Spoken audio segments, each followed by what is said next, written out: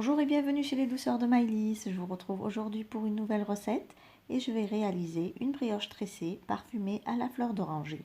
C'est une recette très facile qui donne une excellente brioche bien légère, bien moelleuse à la mi-filante. Je vous laisse tout de suite découvrir les ingrédients et les étapes de préparation.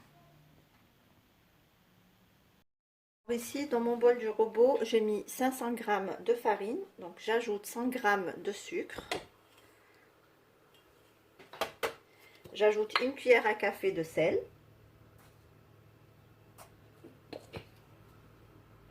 J'ajoute une cuillère à café de vanille en poudre. J'ajoute ici 2 œufs.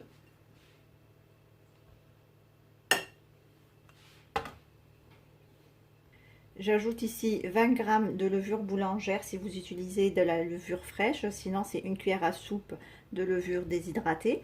Ici je l'ai mélangé avec un tout petit peu de sucre et de l'eau tiède, donc j'ai laissé un petit peu mousser pendant 5 minutes. Et là je vais venir l'ajouter donc à ma préparation.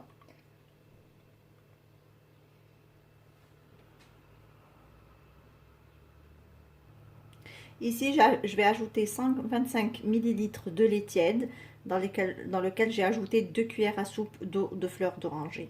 Donc, je verse tout ça sur ma préparation. Je vais commencer mon pétrissage. Puis, je rajouterai de l'eau tiède progressivement si besoin. Si ma pâte ne se ramasse pas avec le lait, je rajouterai un tout petit peu d'eau. Donc, je vous conseille de l'ajouter vraiment progressivement jusqu'à obtention d'une pâte, donc qui forme une boule et elle se détache complètement des parois du robot.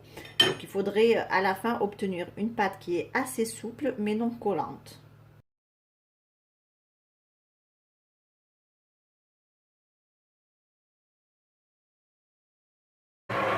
Voilà, en cours de pétrissage, donc voilà ce qu'on obtient. Donc une pâte qui est assez souple comme vous pouvez la voir, mais voilà, elle est légèrement collante, mais elle ne colle pas vraiment beaucoup au doigt. Donc là, je vais rajouter 75 g de beurre qui est à température ambiante coupé en petits dés. Donc j'ajoute mon beurre et je vais poursuivre donc mon pétrissage pour 3 à 4 minutes.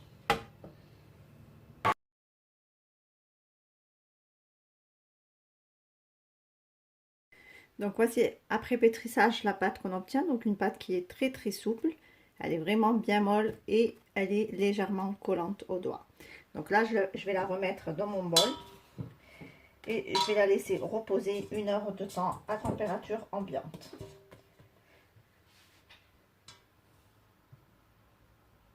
Donc là, ici donc la pâte à brioche a bien gonflé.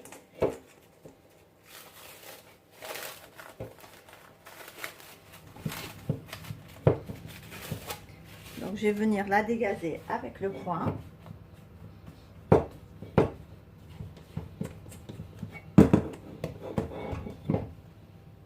Et donc je vais la déposer sur mon plan de travail.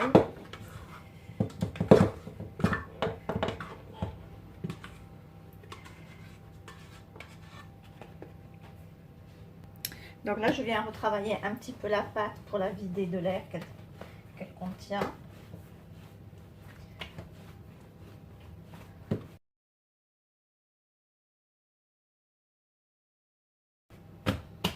Et je vais donc la diviser en deux. Donc avec la quantité que je viens de vous donner, je vais pouvoir faire 2 tresses.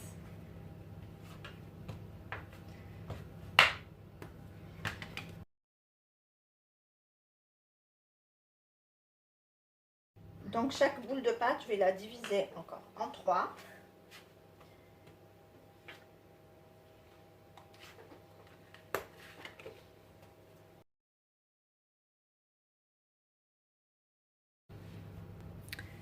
Donc là, je vais reprendre mes boules de pâte. Je vais m'aider avec un tout petit peu de farine. Et donc, je vais commencer à allonger mes boules de pâte en déboudant pour pouvoir donc commencer ma tresse.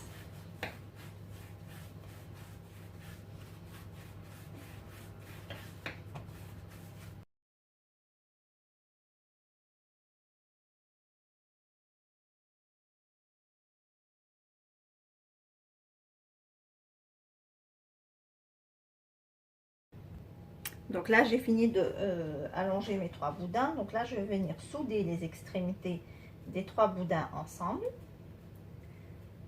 Donc je n'hésite pas à bien appuyer pour bien souder. Et je vais commencer donc ma tresse.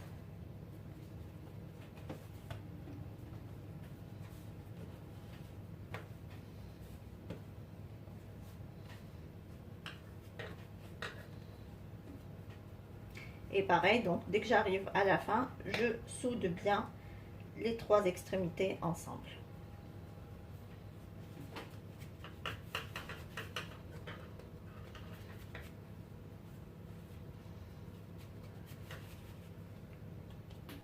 Et voilà ce que l'on obtient.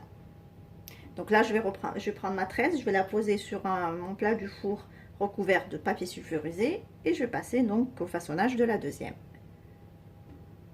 À présent, je vais laisser donc lever mes tresses, donc je vais les laisser reposer encore pour 45 minutes à 1 heure de temps, le temps qu'elles doublent de volume. Et ensuite, on viendra donc les badigeonner de jaune d'œuf avant de les enfourner. Là, je récupère ma brioche qui a bien levé et je vais venir donc la badigeonner avec un mélange de jaune d'œuf et de lait.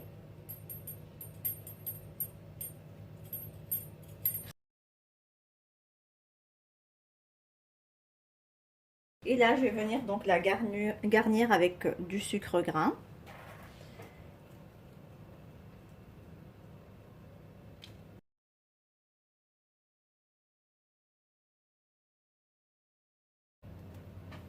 Voilà, et à présent, donc je vais enfourner ma brioche dans un four préchauffé à 180 degrés pour une durée entre 15 et 20 minutes.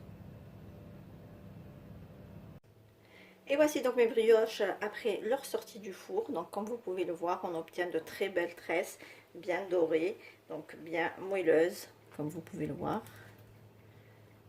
Donc une brioche qui est vraiment bien moelleuse et bien légère. Ici, on arrive à la fin de notre recette. J'espère que celle-ci vous a plu.